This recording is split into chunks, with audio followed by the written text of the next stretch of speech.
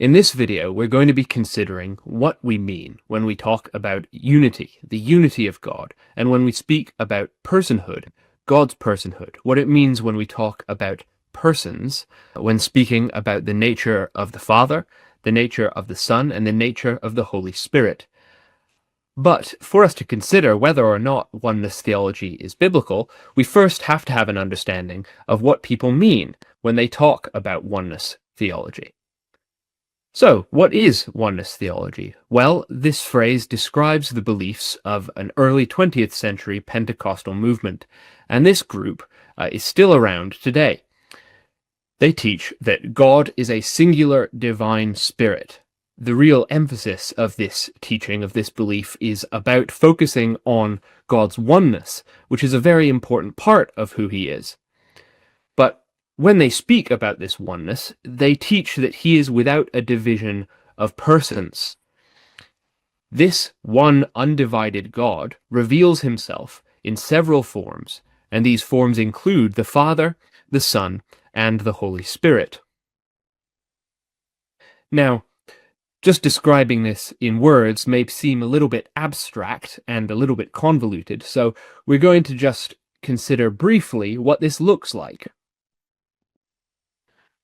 Here we have God, who is wholly undivided, and what this God does is make himself known, and this wholly undivided God has made himself known in distinct forms of manifestation. That there are at least three ways in which God has made himself known. He is seen and he is known and interacted with as the Father, and as the Son, and as the Spirit. This is what oneness theologians believe, what oneness Pentecostals believe. However, the distinction between these manifestations is not a distinction in persons. It's simply a distinction in form.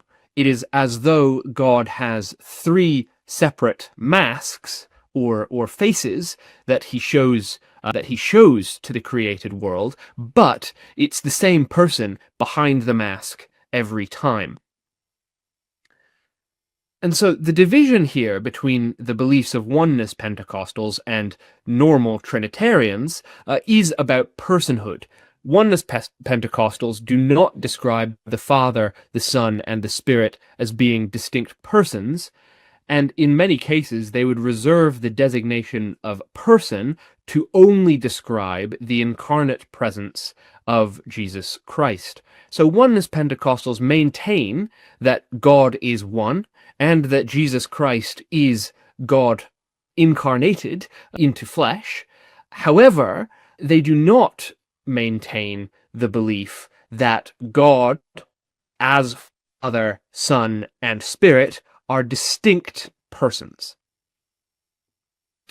However, conventional Trinitarian belief works very differently. Here, Trinitarians believe that God is one, that the Father, who is God, is not the Son or the Spirit. The Son, who is also God, is not the Father or the Spirit, and the Spirit, who is God, is not the Father or the Son. The distinction here is that while both oneness Pentecostals and conventional Trinitarians believe that the Father, the Son, and the Spirit are all real, and that the Father, the Son, and the Spirit are all in some way God, the difference in the belief is about the distinction, or the absence of a distinction, between the Father, the Son, and the Spirit. Trinitarians believe that the Father, the Son, and the Spirit are three distinct persons who are each God. Oneness Pentecostals believe in one God expressed in three forms, not three persons, three forms. When Trinitarians use the word person to describe the Father, the Son, and the Spirit, this is in a different way to how the word person is used in the modern day. When we say person, this normally makes us think of an independent and distinct cognitive being. I, as a distinct person from, shall we say, my dad, I have own ideas. I have my own cognition. I am my own distinct person. I have my own thoughts, my own will, my own nature, and this is distinct. However, when we speak of persons in the Trinitarian sense, we're not speaking about distinct beings. We're speaking of distinct persons. And a way that we can make this language more understandable is that being describes what a certain being is. So in this case, being describes the characteristics of God, so his eternal nature, and so on. The fact that God is everlasting to everlasting is part of his being, but person describes the who. And so for Trinitarians, God is one being in three persons. So there are three distinct persons, each of whom can interact with one another. So one can say something to the other, one can think something and communicate it to the next. However, they all share in being. They all have one nature. They all partake in the eternal status, the eternal characteristics of God, his authority, his power, his eternal nature. All of these things are expressed in the three persons. So Trinitarians believe that God is one being, one essence, one nature, expressed in three persons. These three persons are distinct in how they relate to one another. And in Trinitarian formulations, so expressions of how the Trinity works, for example, you might see this in some of the creeds. The Nicene Creed, for example, is an articulation or a formulation of how the Trinity works. You will see descriptions of the roles, the relations of these persons. So you will see often the phrase that the Father is unbegotten, the Son is begotten by the Father, and the Spirit proceeds from the Father, and in the beliefs of some Christians, and the Son. So we see here that these three persons, according to conventional Trinitarianism, interact in different ways. The Father begets the Son, and the Spirit proceeds from the Father. There's relationship between these persons. These persons cannot be collapsed into one person because they interact. You can tell that I and my Father are distinct persons because we can interact. He can perhaps deliver letter to me. He can say something to me. He can share knowledge with me. And likewise, I can do things back. We have distinct wills. I might want something, but my Father might want something else, and we might have a negotiation or an exchange of ideas. This interaction demonstrates the distinction between our personhood. Oneness theology, in many ways, is rather similar to a very ancient form of Christian belief about the nature of God called modalism. Modalism was a heretical Trinitarian theology, very similar to modern oneness ideas. And like the oneness Pentecostals, modalists believed that God was one person who expressed himself in several forms or modes. So we're back to this idea of one person and several masks. The distinction between the Father, the Son, and the Spirit is merely in appearance and not in personhood.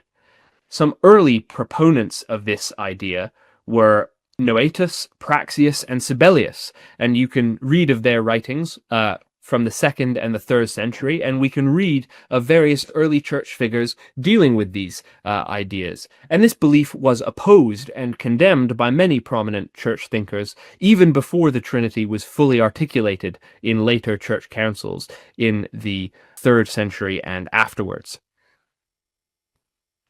And the case against modalism from a theological perspective was very similar to what I said earlier. If the Father, the Son, and the Spirit interact, they cannot be one person. If one speaks to another, they are distinct. If they have different knowledge, they are distinct. And if they have different rank, then they are distinct. Modalism and oneness theology has a very difficult time articulating what exactly is going on when the different manifestations or the different forms or modes of God interact with one another. But the Bible gives us a whole host of examples where this clearly happens. We have multiple examples where the Father clearly speaks to the Son. One good example of this is at Jesus' baptism. I'll now read from the Gospel of Mark. This is Mark 1, verse 11, taken from the New American Standard Bible. And a voice came out of the heavens, "You are my beloved Son, in you I am well pleased." This is what the Father says to the Son in Mark's Gospel. Likewise, we have an interaction between Jesus and the Father in John 12. Jesus says, "Now my soul has become troubled, and what will I say? Father, save me from this hour? But for this purpose I came to this hour." He continues, "Father, glorify thy name." Then a voice came out of heaven, "I have both glorified it, and will glorify it again." And so the crowd of people who stood by and heard it were saying that it had thundered. And others were saying, "An angel has spoken to him." Jesus answered and said, "This voice has not come for my sake, but for your sakes." So Jesus says, "Father, glorify your name," and this voice from heaven responds, "I have both glorified it and will glorify it again." So we have this recorded interaction between Jesus, the Son, and his heavenly Father. Again, in the account of the Transfiguration, we have a statement from God when Jesus is there. Reading from Matthew 17, again in the New American Standard Bible. 6 days later, Jesus took with him Peter and James and John his brother, and led them up on a high mountain by themselves. And he was transfigured before them, and his face shone like the sun, and his garments became as white as light. And behold, Moses and Elijah appeared to them, talking with him. Peter said to Jesus, "Lord, it is good for us to be here. If you wish, I will make 3 tabernacles here, one for you, and one for Moses, and one for Elijah." While he was still speaking, a bright cloud overshadowed them, and behold, a voice out of the cloud said, "This is my beloved Son, with whom I am well pleased. Listen to him." When the disciples heard this, they fell down to the ground and were terrified. And Jesus came to them, and touched them, and said, "Get up, and do not be afraid." And lifting up their eyes, they saw no one except Jesus himself alone. So here we have another occasion where Jesus is visibly present, and yet his Father speaks. And again, in John 15, we get a clear indication that Jesus has heard things from his Father, meaning that there has been an interaction between them. He says, "No longer do I call you slaves, for the slave does not know what his master is doing, but I have called you friends. For all things that I have heard from my Father I have made known to you." So Jesus has heard things from the Father, and he has communicated them. And we also have a number of examples of Jesus, the Son, speaking to the Father. We get an entire chapter in John 17 recording a prayer that Jesus gives to his Father, but we won't read that because it's quite long. You can read that for your own in your own time if you are intrigued. But we have another example in Matthew 26, reading from verse 39. "And he went a little beyond them, and fell on his face, and prayed, saying, My Father, if it is possible, let this cup pass from me. Yet not as I will, but as you will. And he came to his disciples, and found them sleeping, and said to Peter, So, you men could not keep watch with me for 1 hour? Keep watching and praying, that you might not enter into temptation. The spirit is willing, but the flesh is weak." And he went away again a second time, and prayed, saying, My Father, if this cannot pass away unless I drink it, your will be done. Again he came, and he found them sleeping, for their eyes were heavy. And he left them again, and went away, and prayed a third time, saying the same thing once more. Then he came to the disciples, and said to them, Are you still sleeping and resting? Behold, the hour is at hand, when the Son of Man is being betrayed into the hands of sinners. Get up, and let us be going. Behold, who betrays me is at hand. So here we have 3 occasions where Jesus prays to his Father. And we see in Matthew 26, later on in the chapter, that Jesus had the ability to ask his Father for the help of the angels, although, of course, he doesn't do this. This is when Peter has taken his sword and attacked the high priest's servant. Jesus says to him, Put your sword back into its place, for all those who take up the sword will perish by the sword. Or do you think that I cannot appeal to my Father, and he will at once put at my disposal more than 12 legions of angels? Also in Matthew's Gospel, this time in chapter 11, we have an occasion where Jesus praises his Father. He says, I praise you, Father, Lord of heaven and earth, that you have hidden these things from the wise and the intelligent and have revealed them to infants. Yes, Father, for this way was well-pleasing in your sight. All things have been handed over to me by my Father, and no one knows the Son except the Father, nor does anyone know the Father except the Son, and anyone to whom the Son wills to reveal him. We also see the Father and the Son interact with the Spirit. Jesus says that he will ask the Father to send the Spirit as a helper in John chapter 14, where it is written, I will ask the Father, and he will give you another helper, that he may be with you forever. That is the Spirit of truth, whom the world cannot receive, because it does not see him or know him, but you know him, because he abides with you and will be in you. And in the next chapter, Jesus clarifies that the Helper, which is the Spirit, will be sent by Christ himself from the Father to testify about him, where it's written, When the Helper comes of whom I send to you from the Father, that is the Spirit of truth who proceeds from the Father, he will testify about me. So, Jesus is going to go to God to send the Spirit so that the Spirit can talk about him. Across these examples, we have clear indications that the Father, the Son, and the Spirit are distinct persons. But there's even more evidence. There's decent evidence, biblically, that there's a difference in rank and role between these three persons. In John chapter 5, we get a clarification that Jesus acts and speaks in the way that he was shown by his Father.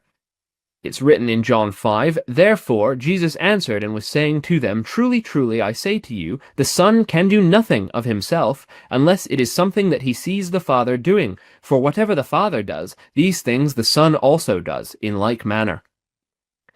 We also get clear description that Jesus submits his will to his Father's.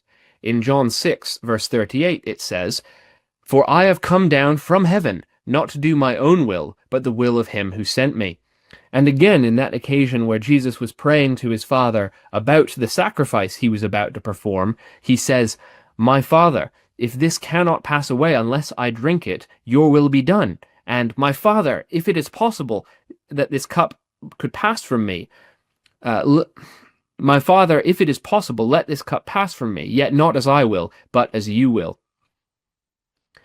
We also have clear indication that Jesus did not have all authority of himself, but instead he was given it.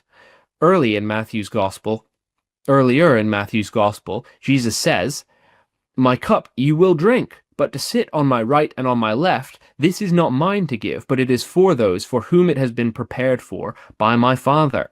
So, the Father has appointed this lofty role of sitting on Jesus' left and right-hand side in the coming of the kingdom of God, but Jesus does not have the authority to give out that role. Yet, in the final chapter of Matthew, Jesus says, All authority has been given to me in heaven and on earth. And so we can see here from these verses that it's evident from the Scripture that the Father, Jesus, and the Spirit are distinct persons. But we must ask ourselves whether it is evident from the Scripture that all of these persons share equally in one nature, as the Trinitarians maintain. Hopefully, in this recent course of videos, you've seen it discussed whether or not there is biblical basis for the Trinitarian claim that these persons, the Father, the Son, and the Spirit, are co-equal in their rank and co-eternal in their nature. It is my belief that these persons are not only distinct as persons, but also in their natures. It is my belief that the Son was a man like myself, a human just the same as us, that he shared in our nature, and yet was glorified because of his submission to the will of his Father and elevated to a new and lofty role.